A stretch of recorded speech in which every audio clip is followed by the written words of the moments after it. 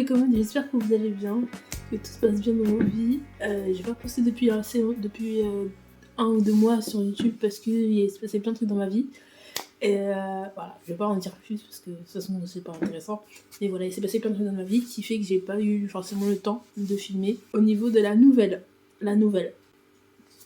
elle est en cours, elle est en cours. Elle est en cours, mais c'est juste que en fait, j'ai eu un blocage parce que en fait, au début j'étais tellement à fond dedans que je suis restée fixée dedans, donc je voyais plus rien.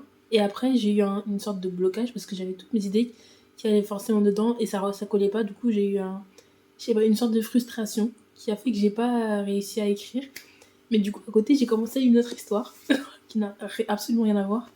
Et j'espère pouvoir la publier sur Wattpad assez rapidement. Enfin, assez rapidement, non.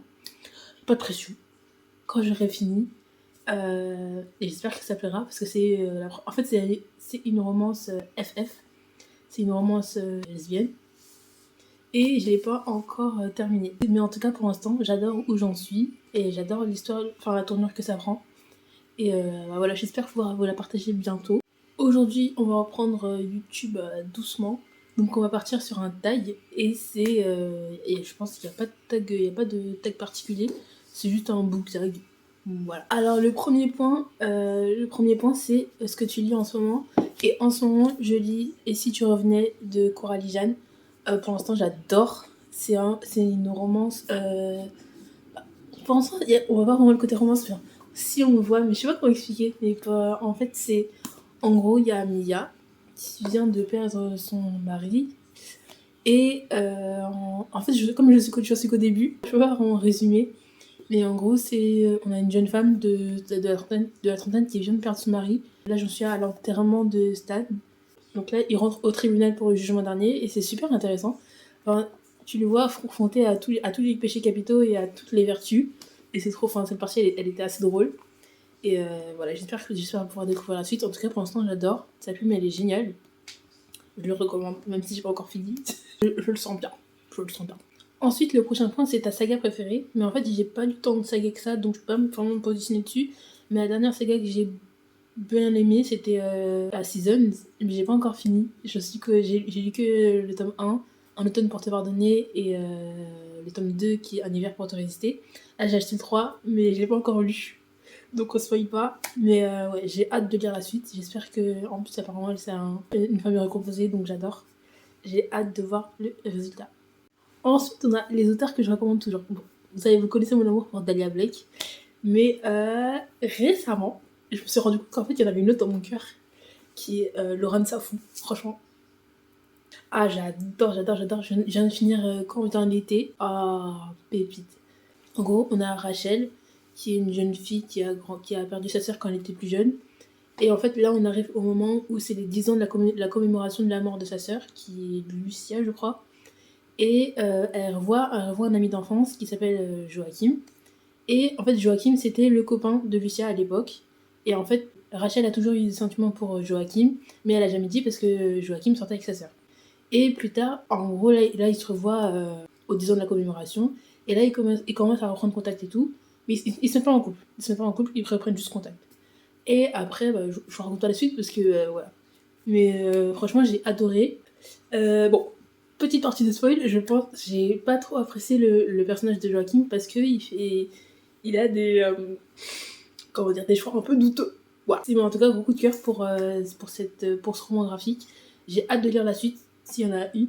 Ça va un peu rassasier pour l'attente du tome 2 de Amour croisé, que j'attends avec impatience. J'espère qu'il sera... Franchement, je sens qu'il sera trop bien. Je le sais. Ensuite, on a... comment dire, copain ou copine fictionnel, non. Comment on dit en français? Je fais trop la riquette. Copain, copine, fictif. Copain, copine fictif histoire de livres. Franchement, de tous les livres que j'ai lus là pour l'instant, il n'y en a aucun. Sauf peut-être Mikey Bolitar. Mais vas-y, c'est un ado, donc vas-y, on va se calmer. Mais Mikey Bolitar dans Shelter, il était trop chou avec Emma. Il était trop chou avec elle et j'ai adoré sa personnalité. Ah oui, Shelter, il fait partie des livres que j'ai lus. Donc j'en parlerai dans le bilan de saison, pour le bilan d'hiver. Mais vraiment, gros coup de cœur sur ce livre et j'ai hâte de lire la suite. Ah oui, comment il s'appelle? Orion. Orion dans Un hiver pour te résister. Ah. Et il était trop mignon avec... comment il s'appelle déjà? Ah oui, Lily. Il était trop mignon avec Lily. Les deux, ils étaient trop chauds ensemble. J'en parlerai aussi dans Lui dans l'hiver. Ensuite, on a un livre de Mappal que j'ai hâte de lire. Alors, il y en a plusieurs. Pratiquement toute Mappal, en fait. Déjà, il y a Un printemps pour te résister. J'ai hâte de lire la suite. Et un des livres que j'ai acheté récemment, c'est un livre qui s'appelle Les filles comme nous. En gros, c'est un groupe de jeunes femmes, racisées aux États-Unis. Et en fait, ça m'intéressait parce que c'est un sujet qui me touche, qui me concerne. Et en fait, ça m'intéressait parce que je voulais voir un peu déjà comment ça se passe aux États-Unis. Enfin, pour les jeunes femmes de. Désolée, ça s'est coupé parce que j'ai plus de place dans mon téléphone. Mais ouais, du coup, je disais que ouais, c'est un livre qui m'intéressait parce que ça parle d'un groupe de jeunes femmes qui me ressemblent.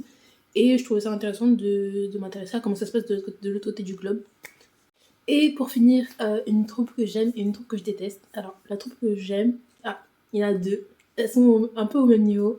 Donc, c'est les Enemies to Lovers et Friends to Lovers. Enemies parce qu'il y a un peu de tension et de l'action, tout ça. Et Friends to Lovers parce que je trouve ça toujours... J'ai l'impression qu'il y a une sincérité plus intense que, par exemple, pour les Enemies to Lovers.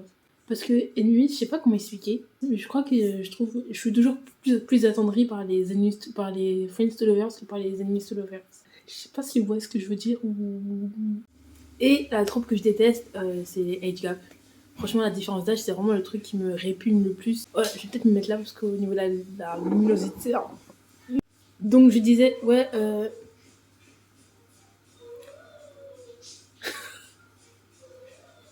My God... Donc je disais, ouais, la différence d'âge, c'est quelque chose qui me répugne assez. Homme plus vieux ou femme plus vieille que la personne. Des fois, ça me dégoûte tellement parce qu'il y a toujours cette... je trouve qu'il y a toujours cette malsanité dans la relation qui fait qu'il y aura toujours un déséquilibre. En fait, c'est cette ascendance qui me dégoûte. Et voilà. Bon, après, chacun... Enfin, ils font ce qu'ils veulent. S'ils sont majeurs et vaccinés, faites ce que vous voulez, hein. Mais voilà, c'est juste mon avis. Désolée pour le bruit, c'est ma soeur qui prend sa douche. Je ne sais pas ce qui se passe là-bas. Voilà les commentaires, j'espère que cette vidéo vous aura plu. On se retrouve bientôt pour le bilan de saison, pour le bilan d'hiver. Et voilà, je vous fais plein de gros bisous, prenez soin de vous. Et lisez autant que vous pouvez. Voilà, c'est ce que je vous souhaite. Bisous!